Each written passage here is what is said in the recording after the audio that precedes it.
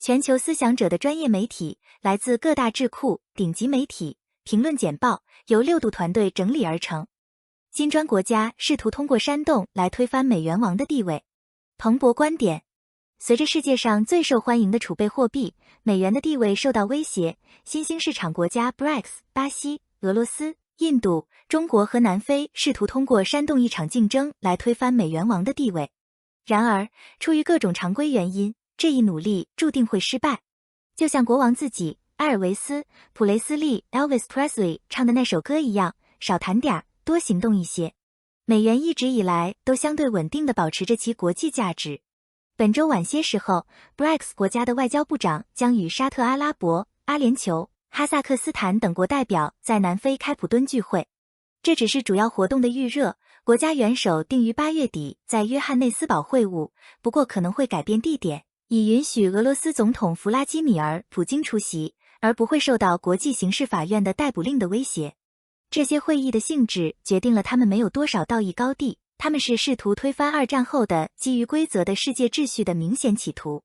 在俄罗斯入侵乌克兰后，美国和欧洲冻结了价值3000亿美元的俄罗斯外汇和黄金储备，引发了这样一种可能性：与西方利益相悖的国家的海外资产也可能受到同样的冻结。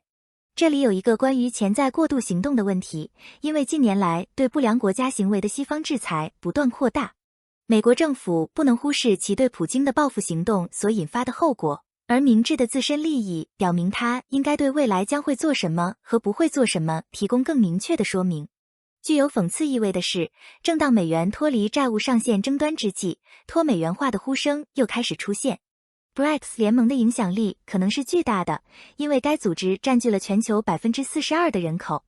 然而，在经济上，它只贡献了全球总产出的 23% 和贸易的 18%。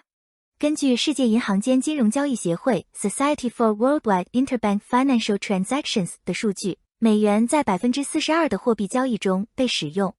欧元的份额为 32%。但在欧洲和北非地区以外的地区并没有像美元那样的影响力。中国人民币的份额约为 2%， 因为它在非本国使用方面的影响力，甚至在亚洲地区内部以及贸易相关金融领域之外，都没有得到显著扩展。现实检验，美元的使用范围远远超出美国领土。储备货币的一个关键特征是它作为国内交易的第2大使用货币。除了每个国家的本币之外，美元几乎是世界上最常用的交易方式，有时甚至超过本国货币的使用量。几乎所有商品，包括石油和黄金，都以美元进行交易，甚至加密货币也几乎只与美元配对。对于储备货币而言，作为价值储存工具也至关重要。国际货币基金组织估计，全球中央银行储备中有 59% 是以美元计价，欧元占 20%， 人民币只有 5%。 根据彭博社的报道，还有19个其他国家有意加入该联盟，已有13个国家受邀参加。然而，更广泛的矛盾利益将使这个概念变得更难以管理。共同货币是议程上的一个重要议题。俄罗斯提出的一个想法是使其部分以黄金为支持，尽管搬动黄金条并不是一件简单的事情。尽管成员国普遍不喜欢美国财政部外国资产控制办公室的过度干预，但这个组织的基本分歧太大，无法取得进展。尽管廉价的俄罗斯石油目前对于进口石油国家来说非常有吸引力，但它不是世界贸易的长期基础。南非储备银行行长莱瑟特亚·克加尼亚戈 Lesetja Kaniago 上个月强调，任何由 BRICS 支持的法定货币都需要一个单一的中央银行。就像中国在亚洲和欧洲之间的一带一路倡议一样，很难想象中国不会主导任何更广泛的 BRICS 论坛，使上海成为 BRICS 中央银行最有可能的地点。这很可能让与中国经常发生边境冲突的印度感到不安。用一个以资本管制为主的极权主义国家取代以自由民主制度支持的货币，这是行不通的。如果石油输出国组织 OPEC 不能提出一个石油货币，那么一个由随机的地理分散国家组成的联盟又有多少机会呢？一个叫做 SIR 的南美贸易货币概念，由于较小国家的利益将被巴西这个更大经济体所淹没，而陷入困境。BRICS 国家中有些资源丰富，有些资源贫乏。无论是单独还是结合起来，他们都无法创造出一种替代货币。在这个团体中，实质性的贸易进展必须首先实现。美元的主导地位可能让人不悦，但没有任何一个替代货币达到了足够的临界质量。你可以对抗美元机器发泄你的怒火，但它不会倾听。越南人对美国和中国之间不确定性下战略平衡的看法。外交官学者阮红山 Green Hang San 和范广明 Phan Quang Minh 表示，越南和菲律宾等东南亚国家有可能卷入中美之间日益激烈的地缘政治竞争。他们在《外交家》杂志上写道，东南亚国家必须制定外交战略，通过与相互竞争的超级大国保持灵活的关系来应对风险。这篇文章强调了世界上不断增长的地缘政治不确定性，并指出东南亚国家面临在美国和中国之间日益激烈和复杂的权力斗争中陷入困境的风险，特别是对于像越南和菲律宾这样位于中美对抗的风险带上的国家来说，这一点尤为明显。随着东南亚国家进行战略调整，以保持微妙的平衡感，我们应该暂停一下，思考真正重要的问题。从东南亚的角度来看，战略平衡是什么样子的？在地缘政治不确定性加剧的背景下，回避，一种通过与竞争大国保持开放和灵活的关系来管理风险的外交策略，在更大的地缘政治不确定性下，仍然是一种可行的选择吗？我们对这些关键问题提供了一些初步的回答。首先，通过提出东南亚地区只有在能够推动两个超级大国走向一种新的生存共存方式时，才能实现战略平衡的观点。这种生存共存方式不应是一个超级大国的共管地，而应是一套透明的规则，以防止世界上最重要的双边关系失控。因此，我们对回避战略与其他可行选择的效用进行了评估。最终，我们认为回避战略仍然可行，但将越来越需要更多的创造力和主动的平衡努力。战略平衡，地区视角。从博弈论中纳什均衡的概念中汲取灵感，战略平衡通常被理解为一种情况，其中任何一方都无法通过改变自己的策略来改善自己的位置，无论其他人采取什么行动。在国际关系背景下，战略平衡指的是国际体系中关键参与者之间的平衡和稳定状态。这种战略平衡会因为主要参与者采取行动以提升其相对实力而破裂。例如，1945年后的早期年份见证了全球范围内缺乏战略平衡，因为美国和苏联积极寻求将各自阵营的边界推到极限，并获得相对优势。从越南的角度来看，战略平衡存在两个明显但相互关联的层次：超级大国平衡和地区平衡。超级大国平衡指的是领导超级大国在本案中是美国和中国之间的双边关系的稳定性，而地区平衡涉及到该地区各国家之间的稳定状态和没有危及该地区安全的事件。尽管这两个层次是相互促进的，但前者对后者的影响往往比后者对前者的影响更大，因为超级大国更能够抵御不稳定性带来的负面影响。从越南决策者的角度来看，东南亚的战略平衡很可能建立在美国和中国达成一种生存共存方式的基础上，即一种不正式的规则集，限制他们之间的权力竞争，并实现和平共处。具体而言，超级大国应该相互尊重，并承认任何一方都无法真正主导这个关键地区。因此，实现地区平衡的愿景首先取决于东南亚地区没有超级大国的危机和冲突。特别是南中国海问题必须在国际法和地区规范的框架下得到和平管理并最终解决。此外，超级大国应避免迫使该地区的国家选择立场，因为冷战曾表明，战队可能对较小国家的安全和自主权造成严重损害。理想情况下，他们应认识到东南亚国家联盟 ASEAN 作为主要地区机构，在维护东南亚地区的平衡和和谐方面起着核心作用。的确 ，ASEAN 在执行地区规范和促进更公平的以规则为基础的秩序方面具备良好的地位。这不仅可以遏制过度的竞争，还可以促进该地区国家的繁荣。对抗地缘政治不确定性的回避战略。回避战略仍然是东南亚国家在应对日益严峻的地缘政治局势时寻求出路的最佳策略。从越南的角度来看，多元化外交伙伴关系，同时不偏袒任何一方，以透明和平衡的方式与多个大国接触，并在多边机构中发挥积极作用，是回避战略的关键要素。回避战略的有效性在很大程度上取决于东南亚国家的团结和一致性。尽管国家之间存在着各种利益和观点的差异，但通过共同的目标和共享的原则，东南亚国家可以维护其地区的平衡和稳定。此外，这种回避战略需要越南及其他国家保持充分的开放和透明，以便在与超级大国进行谈判时保持自身的独立性和自主权。在地缘政治不确定性加剧的背景下，东南亚国家需要更加主动地努力维护战略平衡。这意味着采取更积极的立场，参与到地区事务中，并推动超级大国之间走向一种新的生存共存方式。此外，东南亚国家应该进一步发展自身的防务能力和经济实力，以增强其在地区中的影响力。总之，东南亚国家面临着在超级大国之间保持战略平衡的巨大挑战，但回避战略仍然是一种可行的选择。通过建立一个不正式的规则集，限制超级大国之间的竞争，并推动生存共存，东南亚国家可以在地缘政治不确定性中维持平衡和稳定。然而，实现这一目标需要东南亚国家的团结和一致性，以及更积极主动的努力。在香港，有免费午餐这样的事情。南华早报评论版首次推出该计划时，2年前的津贴金额为1万港元。将津贴减少至5000港元是可以理解的，因为经济正在复苏。然而，复苏并未均衡的分布。香港电子券将于7月16日开始发放，但长期计划困难。酒店、餐厅和商店等消费领域受到的冲击最为严重。预计许多商家将推出相应促销活动，以鼓励消费。提振消费对于保持复苏的势头至关重要。持券人可以在10月底之前使用券，因此他们有整个夏季的时间来消费这笔钱。此举预计将为经济带来130亿港元的消费提升。有趣的是，去年有24万人被取消领取券的资格，其中约17万人重新符合资格。最初认为他们在将强制公积金账户清空后离开了香港，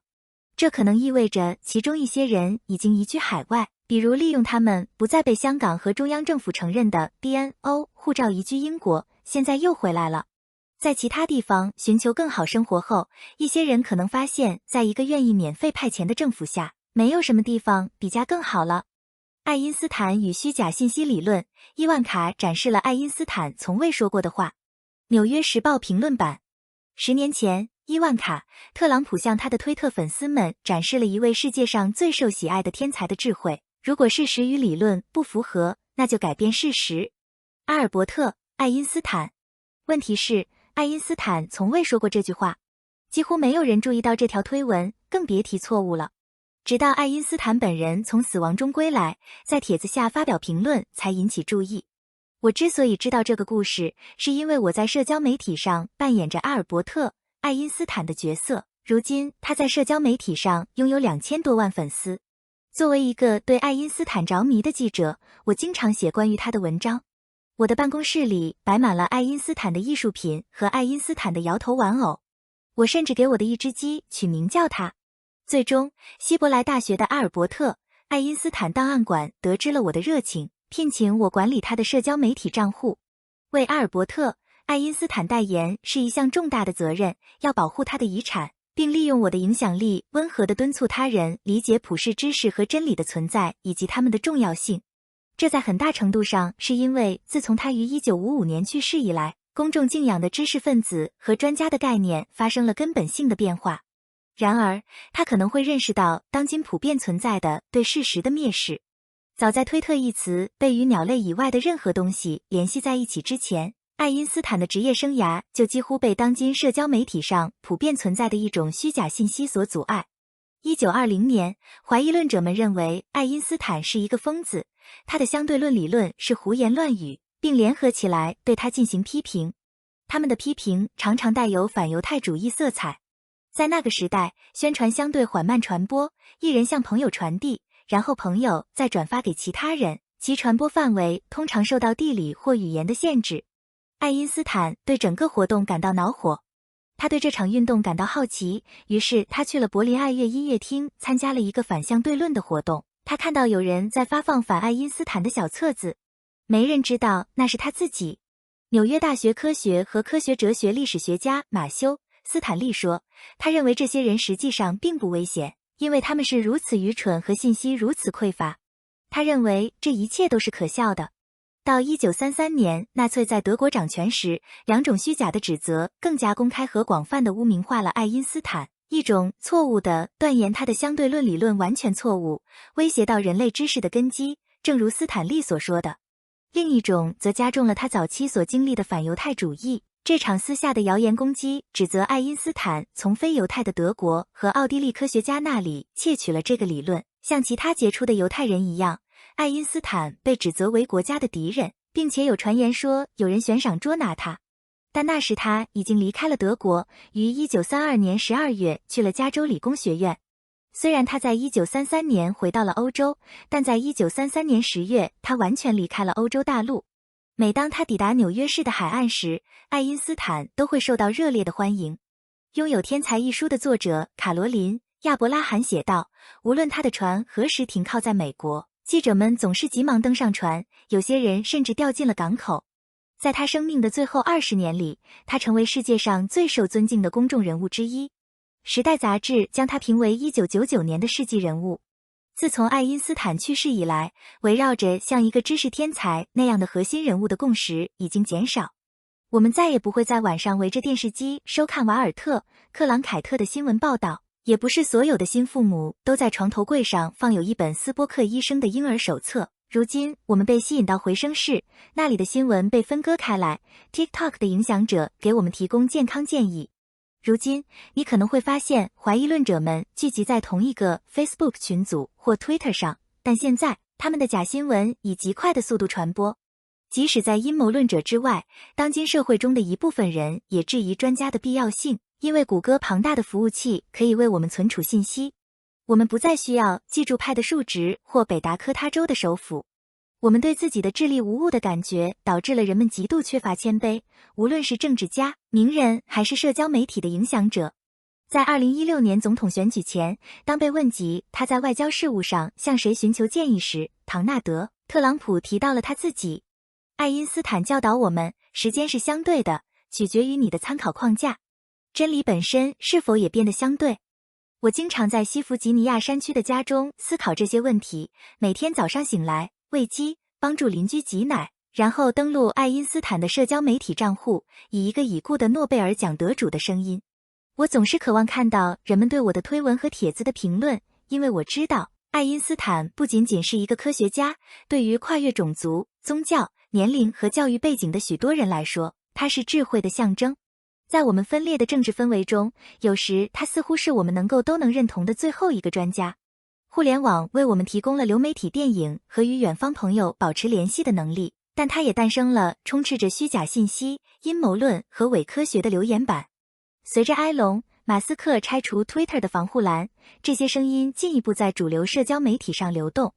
选举否认者和反疫苗者现在可以很容易地在他们自己创造的小圈子中找到同伴，放大和鼓励他们的观点。他们竞选公职，以反知识分子和反精英主义为平台，有时他们还会赢得选举。如果社交媒体帮助助长了虚假信息危机，那么以假新闻滋养起来的替代现实现在如此强大，我们是否应该责备平台？我相信我们应该追求更好的社交媒体，那些鼓励真实和深思熟虑的对话，而不是简单的观点争斗。我们需要更好的教育系统，培养人们对科学和证据的理解和尊重，以抵制虚假信息的影响。然而，最重要的是，我们每个人都需要质疑并审查我们所接收到的信息。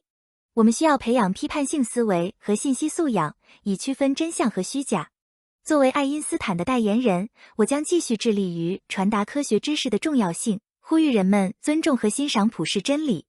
我希望我们能够共同努力，重建一个以真实和理性为基础的社会，这样我们才能迎接未来的挑战和机遇。伊朗神权主义者和安全精英之间的裂痕日益扩大。外交政策，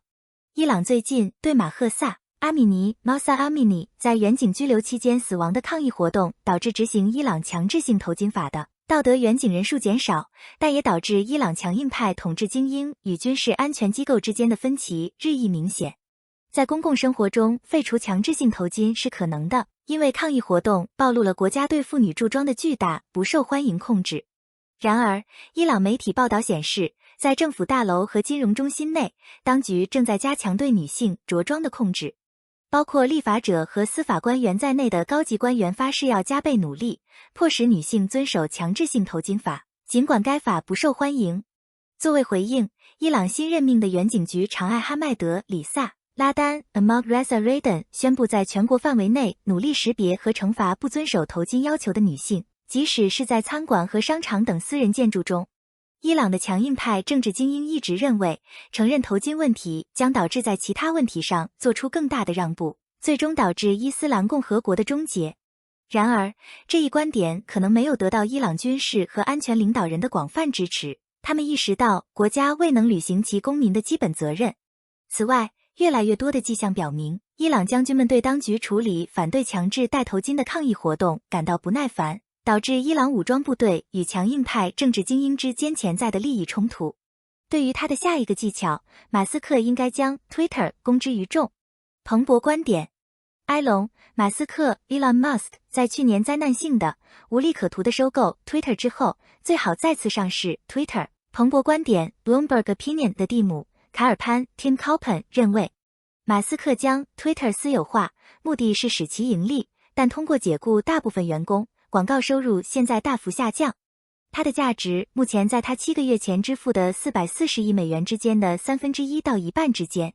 因此，考潘认为现在是再次将 Twitter 上市的时候了。无论马斯克的其他专案会发生什么，这无疑都会引起轰动。大学毕业生做追随你的激情。纽约时报评论版。最近的研究强调，被鼓励追随职业激情的年轻人在做出重大选择时更有可能遵守传统的性别规范。这导致了一些建议，即年轻女性不应等待社会规范发生变化，女性之间必须改变学习和彼此之间的参与。给出的建议包括，不要担心大学选择的专业，因为大多数毕业生最终会在与学位关系不大的领域建立职业生涯。就读提供5年制学位课程并在感兴趣的领域实习的大学，投资研究生教育，并在感兴趣的领域接触女性高管。在其他地方，哈佛甘乃迪学院人文学科毕业生麦迪·乌拉诺 Mehdi Ulano 在评论最常见的毕业建议往往会是得其反时指出，常春藤盟校人文学科毕业生在大学毕业后的基年里每年赚7万美元，并质疑与精英教育相关的入学不平等。沙乌地阿拉伯正在将石油市场带回未来。彭博观点：1980年代，由于石油市场的动荡，碳排放量持续下降，导致第二次石油冲击，燃料油转移和投资低迷后需求下降。沙乌地阿拉伯最近试图限制其原油供应，以增加市场的稳定性，也出现了类似的趋势。事实上，该国已将其原油的日产量削减了100万桶，使其与现任实际统治者穆罕默德·本·萨勒曼亲王出生之前的趋势相呼应。全球能源转型也推动了这一进展，进一步促进了减缓气候变化。然而，沙乌地阿拉伯最近扭转供应限制令人担忧，因为未来世界可能会不再想要这样一个王国必须出售的东西。在数位世界中培养我们的关系。纽约时报评论版。技术正在改变我们的人生观，因为它引导我们远离我们渴望的亲密关系。根据作家和神学家安迪·克劳奇的说法，克劳奇在他的《我们正在寻找的生活》一书中描述了人们如何因数位技术的影响而缺乏亲密、深刻、相互的给予和接受关系，即使我们自己付出了巨大的代价。克劳奇将之前通过个人力量掌握自然的理想与技术进行了对比，技术允许机器取代个人。技术为我们提供了一种将自己从与他人建立关系的要求中解脱出来的方法。克劳奇警告说，数字技术增加了我们对庞大技术系统的依赖，同时没有充分利用人类的能力，它可能导致对那些满足我们需求的人的一种简化的冷漠。他发现了争取公正权利的问题，即在不与他人关系的情况下实现目标的能力。他说，这是古代魔法梦想的当代表现，即指挥世界和指挥他人的梦想。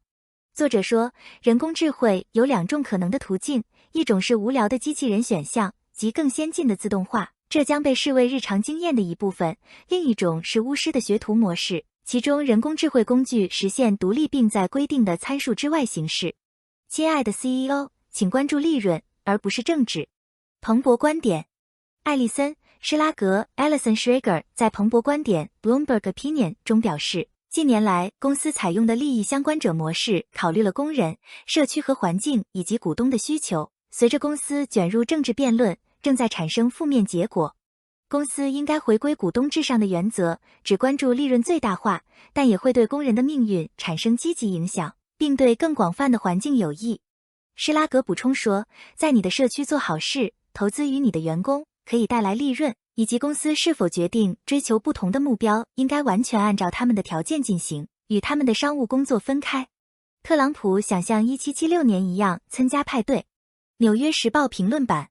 唐纳德，特朗普计划通过他的最新提议来推动他在即将到来的总统选举中的领跑者地位，为期1年的全国性庆祝活动，以纪念独立宣言发表250周年。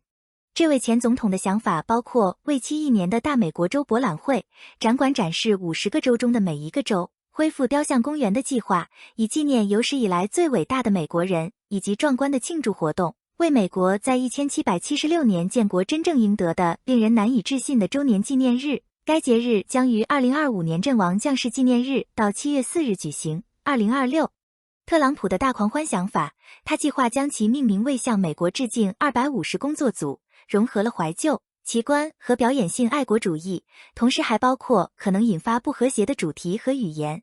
他有大量的面包和马戏团分心，这种情况可能对特朗普即将到来的总统竞选有很大说明。谢谢收看评论简报，请通过6dobrief.com 订阅。